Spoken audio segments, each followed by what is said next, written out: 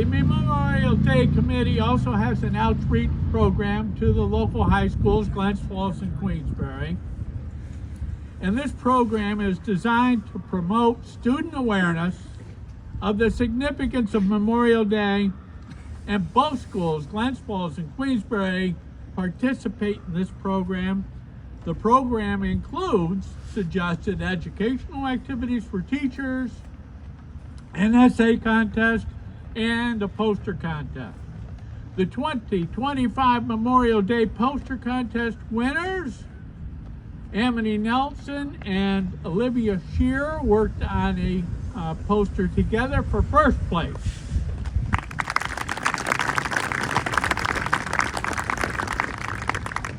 And Jacqueline Foster was their teacher. Olivia Shearer was second place. The combined one is Glens Falls. First place, Erica Poole and Rebecca McPhee, first place. Second place, Ella Harris, and their cooperating teacher was Katie Halmar. So today we have the essay contest winners read their essays. The essays needed to reflect the theme of this year's parade. Remember those who gave all. The winning essay from Queensbury High School was written by Ryan Greenstein, his cooperating teacher, Andrew Terry. Ryan Greenstein is here today to read for us. Welcome, Ryan Greenstein.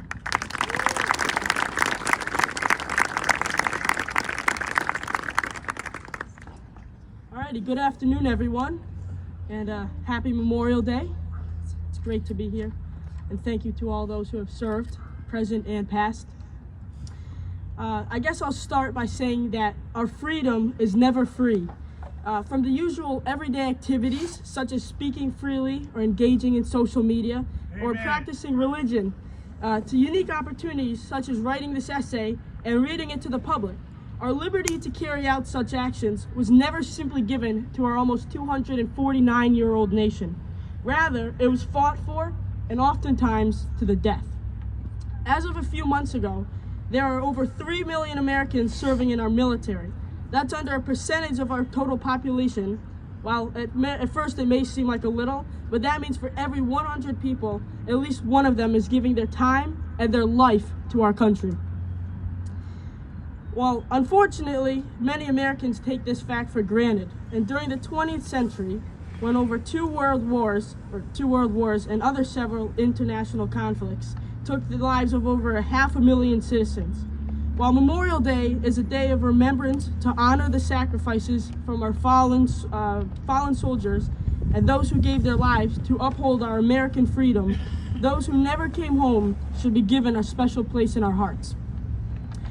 When we walk through a cemetery lined with American flags over the graves of the fallen, we aren't just witnessing a dedication, we're recognizing the futures which never came true, sadly. And we're putting ourselves in the shoes of those family members who were presented with the horrible, devastating news that their loved one will never make it home. When Americans think about the fallen, oftentimes the image of a soldier pops into our heads. However, these people were not just soldiers. They were civilians, they were Americans just like us. They were teachers, mechanics, brothers, sisters, and even parents. Their lives were real, and their passing, I believe, deserves more than just one moment of silence once a year.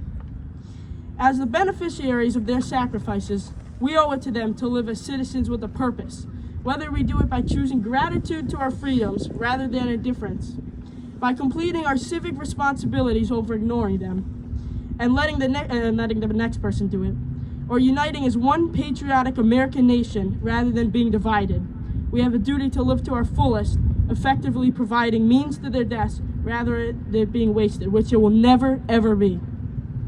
In terms of small yet meaningful actions to those who gave all, we can, as mentioned, plant flags at a ceremony, listen to the stories of veterans still among the living, or simply even exercise the rights which we have inherited from their sacrifices.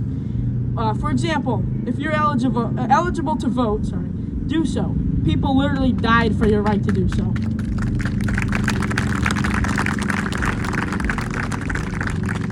Now, while many, and I'm not saying they don't, but many they don't take it, a lot of Americans celebrate these, and it's amazing that they do. But sometimes it's a shame that Americans do sometimes take their freedoms for granted. It is largely assumed that many other countries in the world offer many of the same freedoms for their citizens too. However, in reality, this certainly is not the case.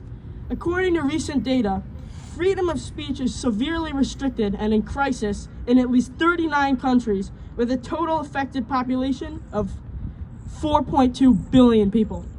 It's more than half the world's population. And here in the U.S. Oh yeah, we have that freedom of speech here in the U.S., which is amazing because people died for our right to do it, and I think it's a human right, I believe. I think it's amazing that we have it. Countries such as North Korea, Eritrea, Syria, Afghanistan, Iran, Turkmenistan, Vietnam, China, and Belarus all have governments which exert extreme control and censorship over its citizens. However, when taking in consideration any significant violation of free speech, over 77% of the global population are victims of this. That's very sad. For every 4 people in the world, less than 1 of them have complete freedom of speech, or mostly complete, and expression. As for religion, about 1 in 4 people around the world do not have the freedom to worship whoever they believe in. These freedoms are not a guarantee without the sacrifices of members of our American military, including those alive and fallen, and the Army, and the Navy, and the Coast Guard, and everyone, the Air Force. As citizens, we should ask ourselves, what are we doing with our freedom? Are we taking the best advantage of it as we can? After all, our liberty came with the highest cost, human lives, over 1 million of them. We can do our part, whether it be military service, community engagement, or simply being true American patriots to ensure that their lives did not end in vain and that those who gave everything will never be forgotten.